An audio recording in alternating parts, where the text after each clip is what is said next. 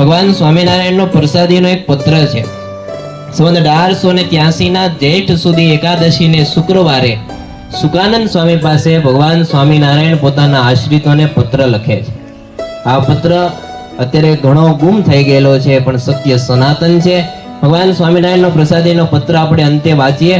લેખામીન સ્વામી શ્રી સહજાનંદજી મહારાજ જત દેશ દેશના સત્સંગી ભાઈ ભાઈ સમસ્ત નારાયણ વાંચજો. બીજું લખવા કારણ એમ છે જે શહેર અમદાવાદમાં શ્રી નરનારાયણનું મંદિર છે, તથા ગામ વૃદ્ધાલયમાં શ્રી લક્ષ્મીનારાયણનું મંદિર છે, તથા અત્રે ગઢડે શ્રી વાસુદેવનું મંદિર છે. એ ત્રણેય મંદિરમાંથી જે મંદિરને અર્થે જે દેશના સત્સંગી પોતાની શ્રદ્ધા પ્રમાણે 10મે ભાગે અથવા 20મે ભાગે ધર્મવેરાના દાણા તથા રૂપિયા તે મંદિરમાં પહોંચતા કરવા, અને જો છેટું હોય અને દાણા પૂગે એમ ન હોય તો તે દાણા વેચીને તેના રૂપિયા કરવા, અને તે રૂપિયાના દાણા વળી પાછા લઈને મંદિરમાં નાખવા.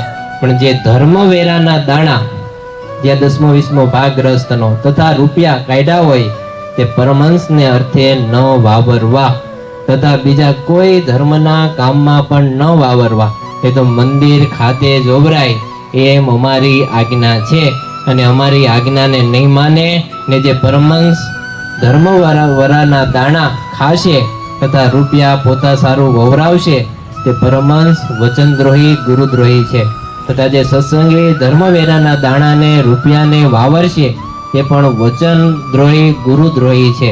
બીજું જે પરમહંસને આપવું હોય તે ધર્મવેરા નિમિત્ત કાઢ્યું તે ટળત, એટલે કે ધર્મવેરામાંથી જે 10મા 20મા ભાગ સિવાયનું પોતાની પહોંચ શ્રદ્ધા પ્રમાણે અન્ન વસ્ત્ર જે અપાય તે આપવું, પણ ધર્મવેરામાંથી ન આપવું એમ ભગવાન સ્વામિનારાયણ છેલ્લે લખે છે એમ અમારી આજ્ઞા છે.